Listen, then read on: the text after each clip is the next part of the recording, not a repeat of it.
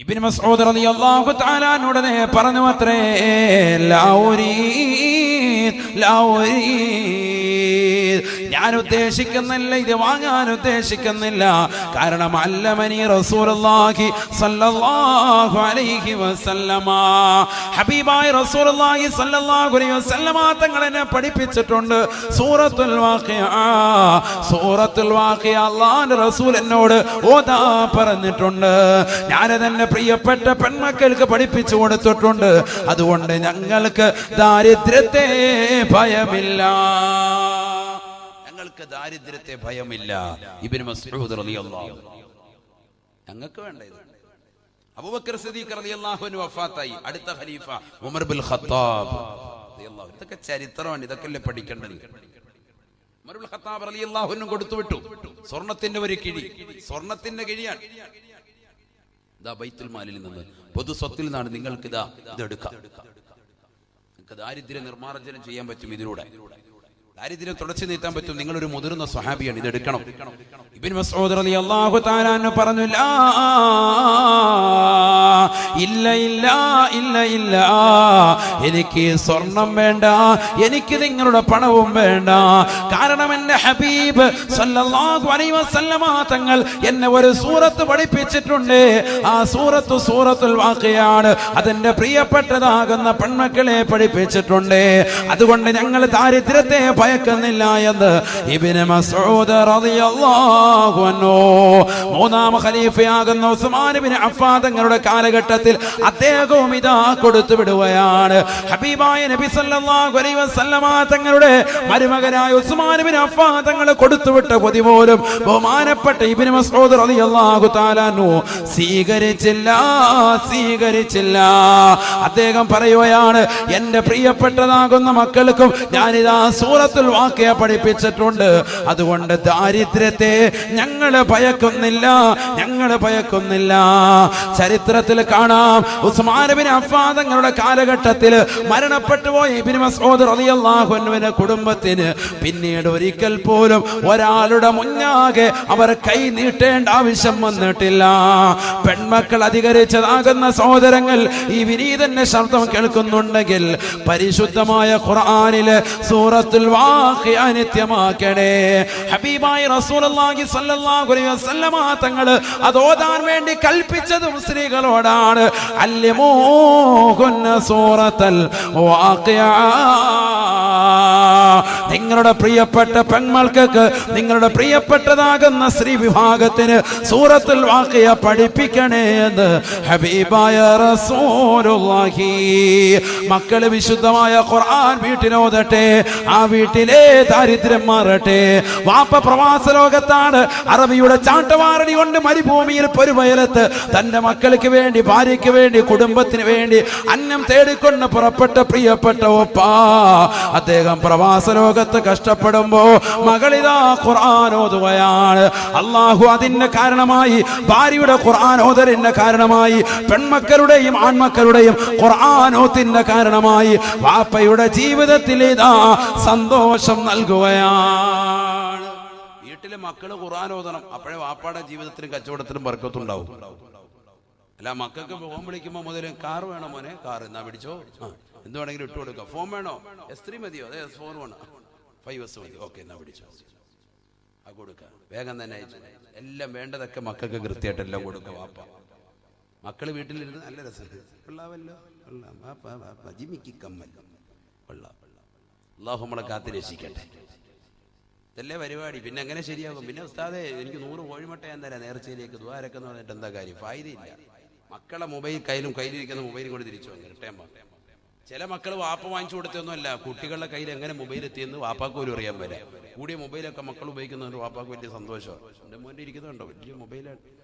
അപ്പാടെ ഈ ചെറിയ നോക്കിയുടെ പഴയ സാധനം ഇരിക്കുന്നത്. എന്നാലും കുട്ടികളുടെ കയ്യിൽ അതിനേക്കാൾ വലിയ സ്ലൈറ്റ് പോലത്തെ വലിയ മൊബൈൽ എന്നാ വെച്ചോ, ടാബാണ് കുട്ടികളുടെ വലിയ മൊബൈൽ. ഇത് എവിടുന്നാടാന്ന് ഒരു വാപ്പ ചോദിക്കുന്നില്ല, ഉമ്മയും ചോദിക്കുന്നില്ല.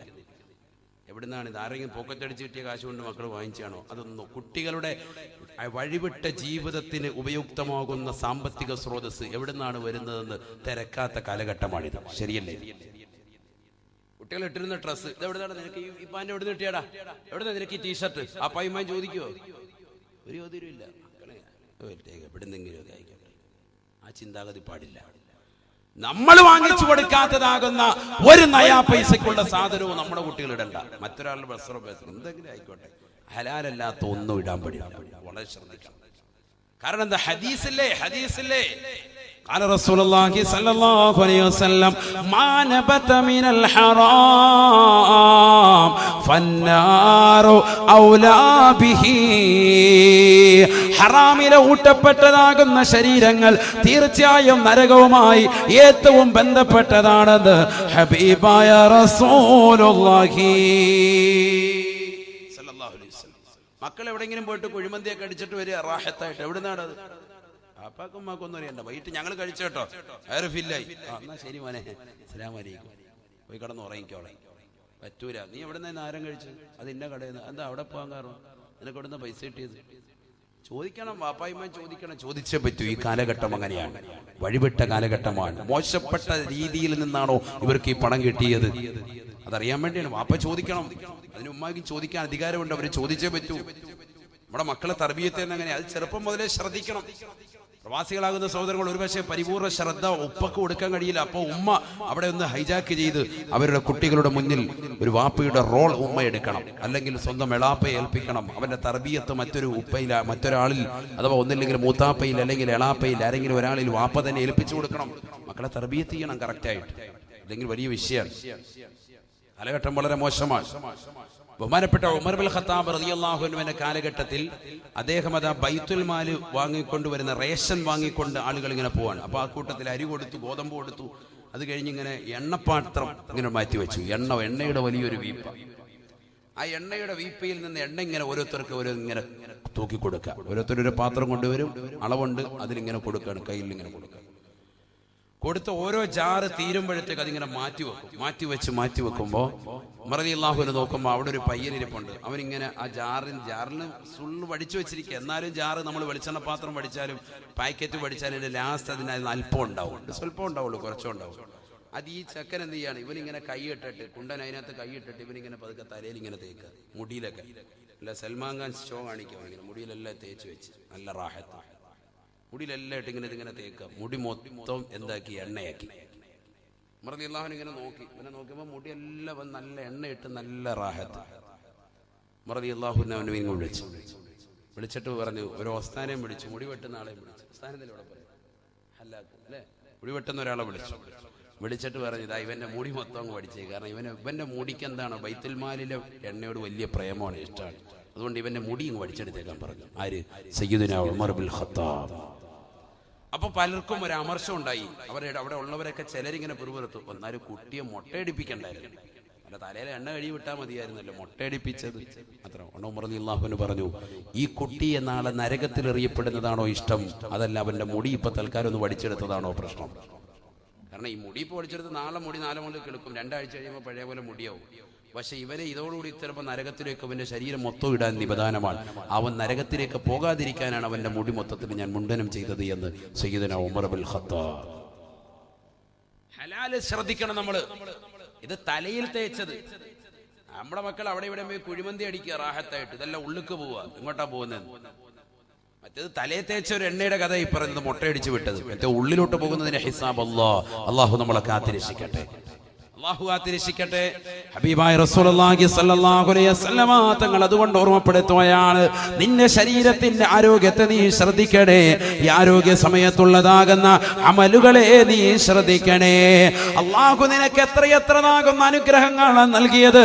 നിനക്ക് കൈകാലുകൾ നൽകിയില്ലയോ? നിനക്ക് ശ്വസിക്കാനുള്ളതാകുന്ന ശ്വസനശേഷി അല്ലാഹു നൽകിയില്ലയോ? ഭക്ഷണങ്ങൾ നല്ലതുപോലെ വായിൽ വെച്ചുകൊണ്ട് ചവച്ചരയ്ക്കാനുള്ള കഴിവും അത് ഉമനീര് രൂപത്തിൽ നിനക്കത് ഉള്ളിലേക്ക് ഇറക്കാനുള്ള കഴിവും അല്ലാഹു നിനക്ക് നൽകിയില്ലയോ? അല്ലാഹു നിനക്ക് നൽകിയതാകുന്ന കഴിവുകളെ എന്തേ മനുഷ്യ നീ ഒന്ന് ചിന്തിക്കാത്തത്? ഇന്ന അവ്വല മാ യസ്അലുൽ അബ്ദു യൗമൽ ഖിയാമത്തി അനിൻ النعيم. ഹബീബായ റസൂലുള്ളാഹി സ്വല്ലല്ലാഹു അലൈഹി വസല്ലമ തങ്ങൾ പറയുകയാണ്, നാളെ പടച്ച റബ്ബിന്റെ ദർബാറിലേക്ക് എത്തുമ്പോ അല്ലാഹു സുബ്ഹാനഹു വ തആല ആദ്യമായി ചോദിക്കുക, മനുഷ്യാമാനവാ, നിനക്ക് നൽകിയ അനുഗ്രഹമാണ്, നിനക്ക് നൽകിയിരിക്കുന്ന അനുഗ്രഹമാണ്. അല്ലാഹു നാളെ ആഖിറത്തിലേക്ക് എത്തുമ്പോ അല്ലാഹു നിന്നോട് ചോദിക്കുമത്രേ, അലം നുസഹി ജിസ്മക വനുറവീക മിനൽ മാഇൽ ബാരിദ്. നിന്റെ ശരീരത്തെ നാം ആരോഗ്യമുള്ളതാക്കിയില്ലയോ? ആരോഗ്യ ദൃഢഗാത്രനാകുന്ന സഹോദരനല്ലയോ? നിന്റെ കൈകാലുകൾക്ക് ഒരു പ്രശ്നവുമില്ലല്ലോ, ഒരു പ്രയാസവുമില്ലല്ലോ. ജനിച്ചത് മുതൽ നിനക്കിതാ 5 വിരലുകൾ വലത് കയ്യിലില്ലയോ? 5 വിരൽ ഇടത് കയ്യിലില്ലയോ? 5 വിരലുകളതാ വലത് കാലിലില്ലയോ? 5 വിരലുകൾ ഇടത് കാലിലില്ലയോ?